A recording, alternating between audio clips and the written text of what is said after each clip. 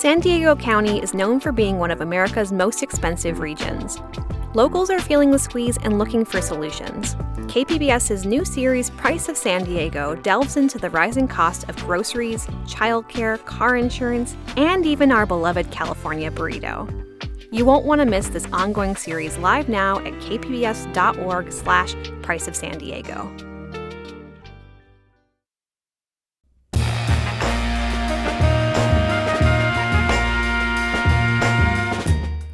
Welcome in, San Diego. It's Jade Hindman. On today's show, there were several changes to the tax code. We'll tell you how that could impact your return. This is KPBS Midday Edition, connecting our communities through conversation.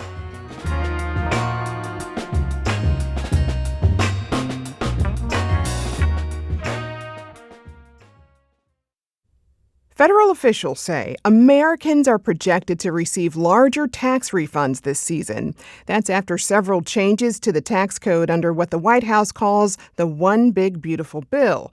Now, how much you receive will depend on many factors, though. And joining me to share what those changes are and how they may affect your hard-earned dollars is Mary Beth Storjohann.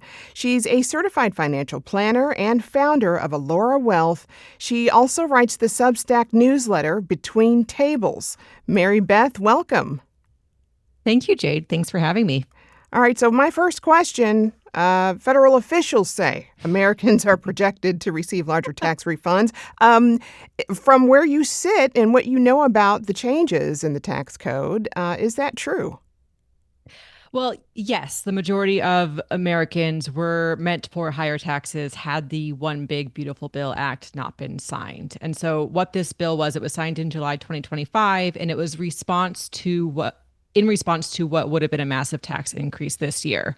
The 2017 Tax Cuts and Job Act was set to expire, and that's basically what would have meant higher taxes for over 2/3 of Americans. So now this new law came into play and made some tax cuts permanent and added several new provisions, which is what is bringing about that declaration. Okay. Well, I mean, break it down for me because, we got here because of the One Big Beautiful Bill lawmakers passed last year.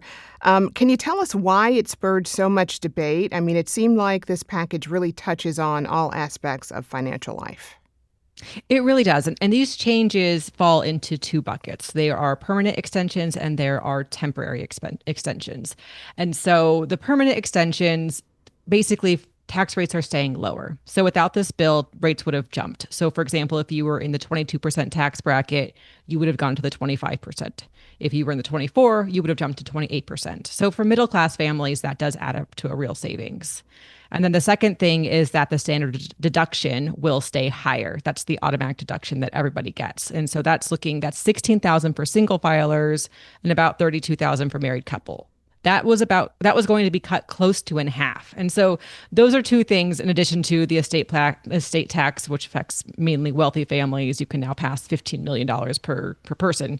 But the tax rate staying lower and the standard deduction staying higher, those are big ones. The thing that you mentioned in terms of some debate, there are temporary expansions that are through 2029, and these are big ones. These are new, but they will not last forever. But for Californians especially, the SALT deduction is a big one that's going to impact us.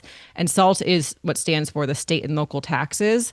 That is the cap. It has been capped since 2017 at $10,000. It is now up to $40,000 through 2029. And so how that works is you pay property taxes to the county and then you pay income taxes to California. For someone in a low tax state, that might be fine with that $10,000 cap. But in California, where we have a top tax rate of 13.3% in this state and expensive homes, that 10,000 cap really hurt many Californians, especially San Diegans. And so now if you own a home in San Diego, let's say you estimate you're paying $15,000 in property taxes and maybe another $20,000 in California income taxes, you can now deduct that full $35,000 instead of just $10,000. And that's thousands of dollars in tax savings. Right. Well, okay, so while the federal government says this tax season is going to be the largest refund season, a bigger tax refund doesn't mean people are seeing more income. So what does a larger refund really mean? Okay. A larger refund basically means that you overpaid your taxes throughout the year and you gave the government an interest-free loan. So when we're really bumping this up in terms of everybody gets a bigger refund, just know that what you're really getting back is your own money. So keep that in mind when we're talking about this larger refund aspect of it. Noted. Yes, so it's not free. And most people will see that bigger refund because of the SALT increase being retroactive to 2025. So that cap we just talked about actually is retroactive to last year, which means depending on what your W-4 withholdings were, if they were lined up for maybe expecting that $10,000 cap instead of the 40,000, well, surprise, you get a little bit more of your money back now. In addition, some of the other deductions we didn't hit on yet, there's also no federal tax on tips up to $25,000 for service workers. There's no federal tax on overtime up to $12,500. There's an extra $6,000 deduction if you're 65 or older.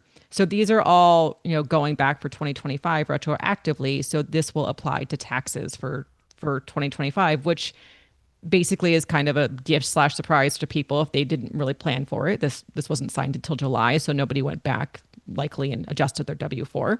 And so going forward, you will have that large refund. However, ideally, you adjust going forward so you keep more of your money on a monthly basis. Got it. Well, you may have touched on this, but, one of the more notable provisions is an increase to the standard deduction.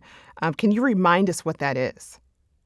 Oh, I don't. The standard deduction. No, I don't have that in front of me right now. What the standard deduction? That's all right.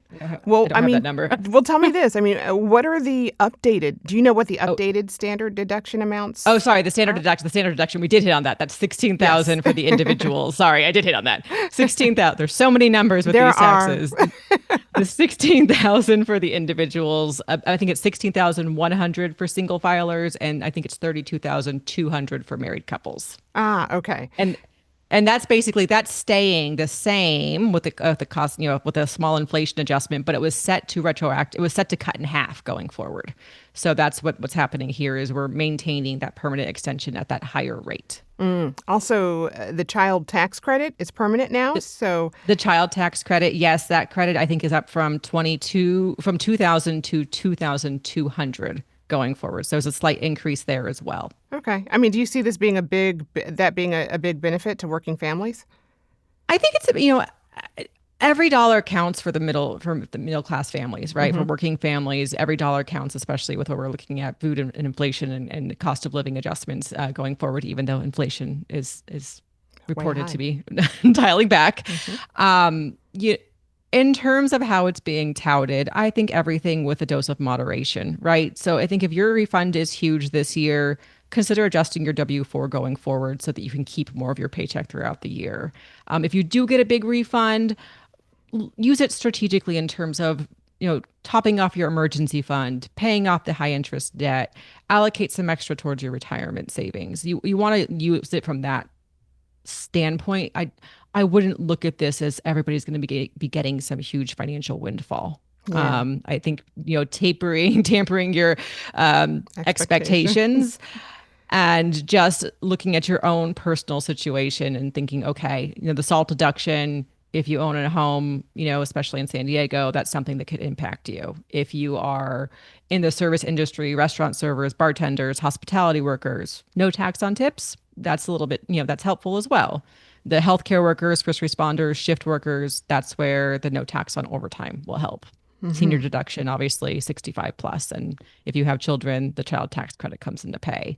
So there are a variety of groups that are being impacted in a beneficial way. I wouldn't expect thousands of dollars of a financial windfall. I would expect, a moderate hundreds of dollars here and there.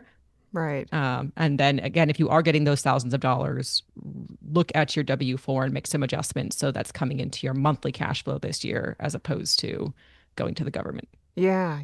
Well, as we continue to, search for every little nickel and dime here, if you financed a new car last year, you could qualify for a deduction. What would make you if eligible? It's an American-made car? Oh, that's the eligibility requirement. Okay. Yes. All right. Do you know how much of a deduction? It's up to $10,000 in interest, I believe. Oh, okay. All right. That's a little something.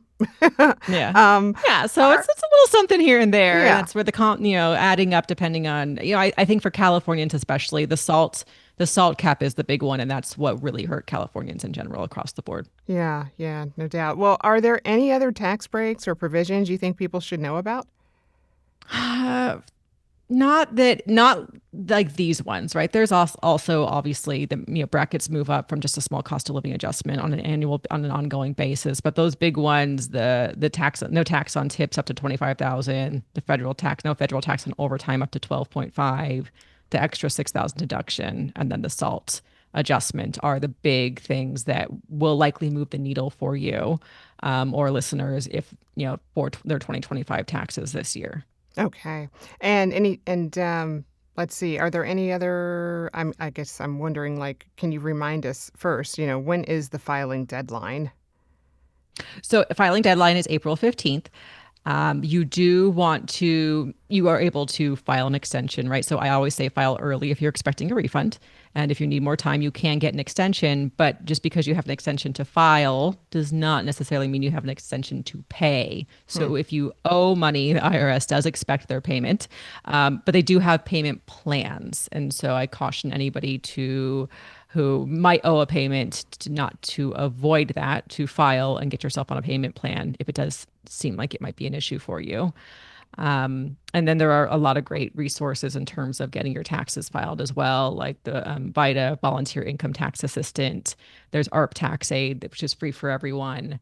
And really, there's a matter of either you can get assistance for free in some places.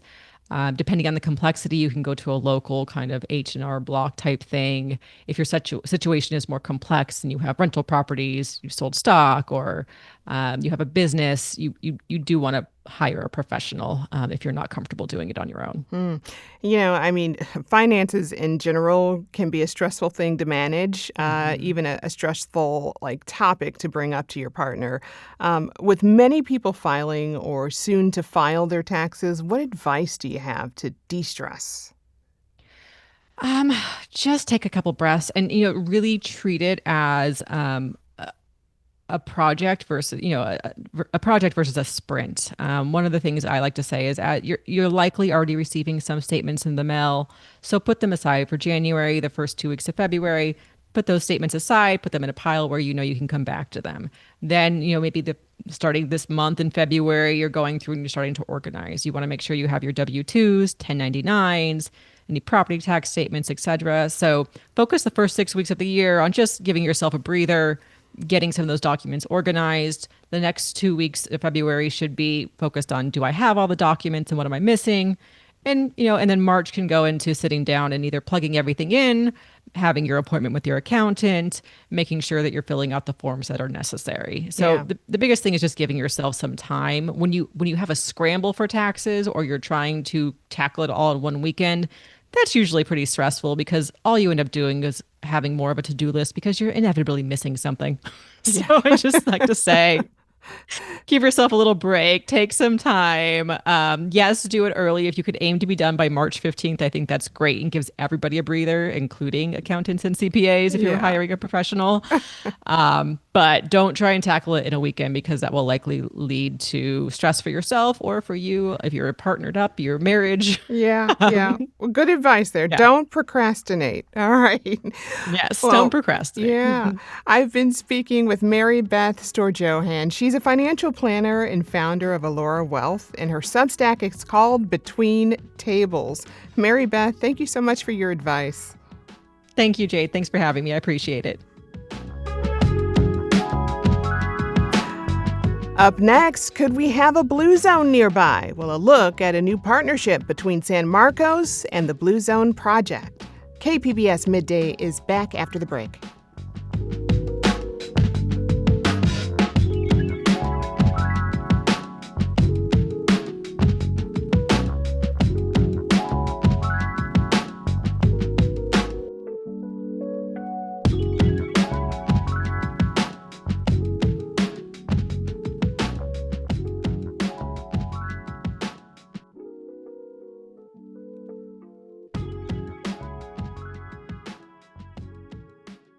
KPBS has partnered with StoryCorps for the One Small Step program. We invite you to sign up to have a conversation with a person that may have different views, so you may talk, not about politics, but to understand each other better. Sign up at kpbs.org/onesmallstep.